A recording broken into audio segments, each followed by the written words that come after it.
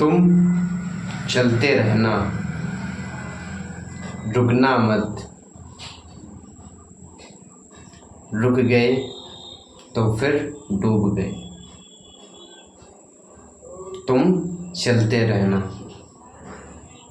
तुम हिलोगे डुलोगे पर डूबोगे नहीं।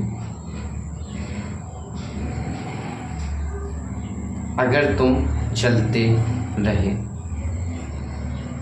किस मार्ग पर? सत्य के मार्ग पर। क्योंकि कहा जाता है सत्य की नैया हिलेगी डुलेगी पर डूबेगी नहीं। पूरे संसार में केवल यही मार्ग है जिस मार्ग पर व्यक्ति डूबता नहीं है। रुक गया तो डूब जाता है, चलता रहा तो डूबता नहीं। भले ही तुम पवित्र मार्ग पर चल रहे हो, मन की वजह से अपवित्र कार्य हो गया तो उसको देखकर रुक मत जाना, तुम चलते रहना। क्योंकि वह मन पर बहुत पुरानी मैल जमी है, उसमें तुम्हारा कोई दोष नहीं। तुम बस चलते रहना। भले ही तुम मदिरा पान करते हो, छोड़ना चाहते हो, छोड़ने का प्रयास भी कर रहे हो, पर फिर भी तुम्हारी मन की वजह से तुम पी लेते हो। इसका मतलब ये नहीं कि तुम प्रतिदिन करते ही रहना, तुम उसे छोड़ने का प्रयास करते रहना। वह एक दिन छूटेगी। तुम्हारी नैया सत्य की नैया है जो हिलती और डुलती इसलिए है क्योंकि मैल जमी है। अगर मैल ना होती तो तुम्हारी नैया डूबने का प्रश्न ही नहीं उठता, क्योंकि तब नैया सर्वश्रेष्ठ चलती है, ना हिलती है ना डुलती है ना डूबती है। पर अभी मैल जमी है इसलिए 100% हिलेगी डुलेगी और डूबने की भी संभावना आएगी।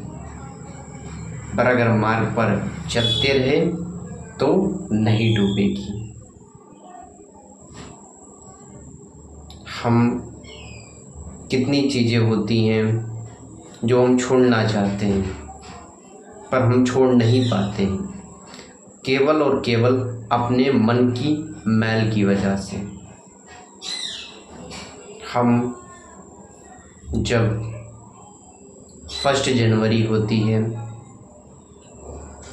तो हम कितनी चीज़ें छोड़ना चाहते हैं कि कल से यह नहीं होगा,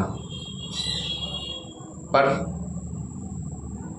अपनी मन की मैल की वजह से वह कार्य हो जाता है।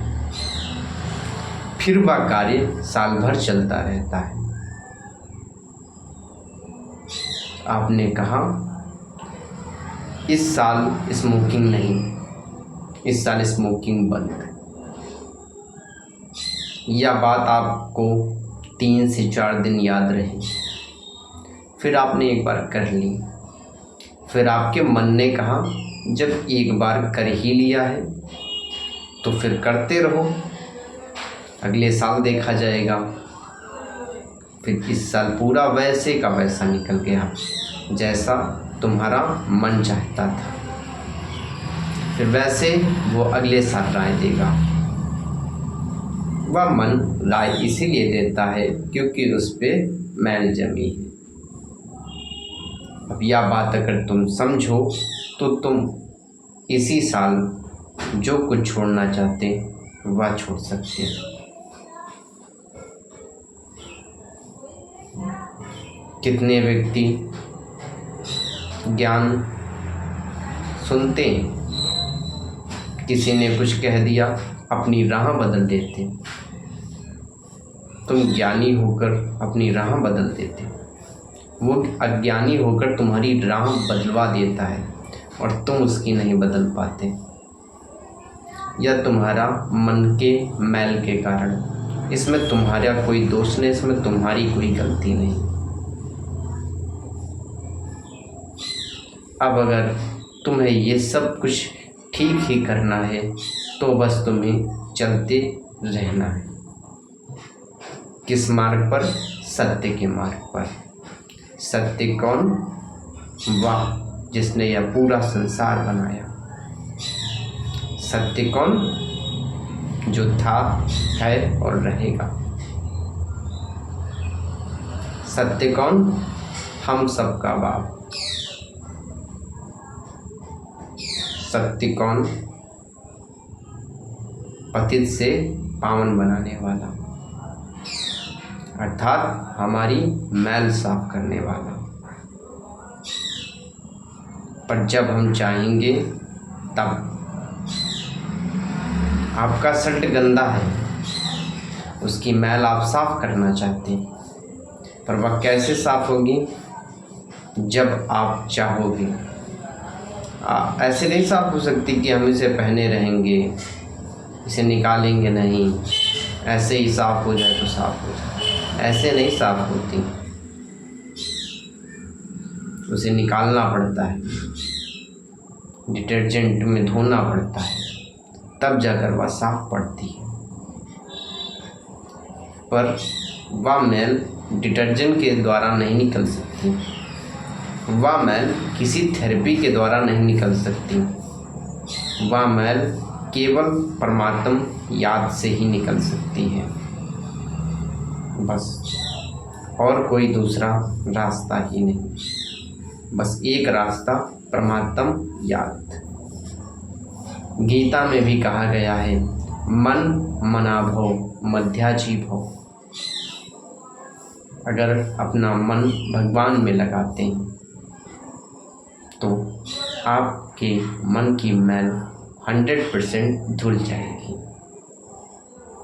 और जब आपका मन शुद्ध होगा तो आपको सब शुद्ध ही शुद्ध दिखेगा। आज के समय आप किसी के साथ ईमानदारी करो, उसे हजम ही नहीं होती। क्यों? क्योंकि वह ईमानदार है ही नहीं, तो उसे कैसे हजम हो सकती है?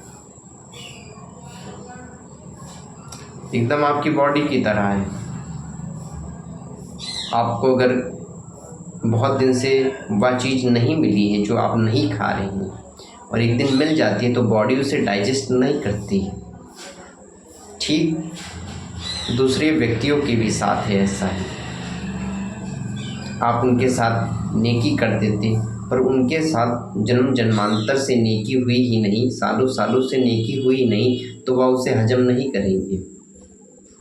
इससे आप अपनी राह मत बदल लेना, आप उसी राह पे चलते रहना, सत्य राह पर, अमरपुर की राह पर।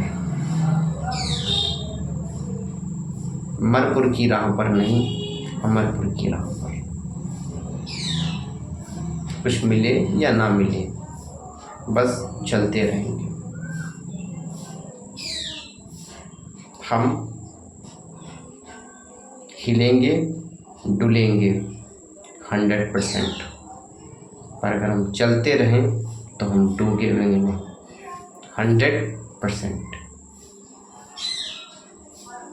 बस हमें यही प्रयास करते रहना है कि हम हिलेंगे डुलेंगे पर डूबेंगे नहीं। कितने व्यक्ति होते हैं जो अपनी लौकिक शिक्षा भी छोड़ देते हैं क्योंकि वह असफल हो चुके होते हैं, फिर वो कहते हैं कि अब हमें नहीं जाना, जितना जानना था जान चुके, क्योंकि उन्हें सत्य की राह नहीं पता। तुम हिलोगे डुलोगे पर डूबोगे नहीं। यह सभी विद्यार्थी थी भी जाने, यह सभी गृहस्थी भी जाने, यह सभी सन्यासी भी जाने। तभी आप सत्य मार्ग पर चलते रहेंगे और अपने कार्य में सफल होते रहेंगे।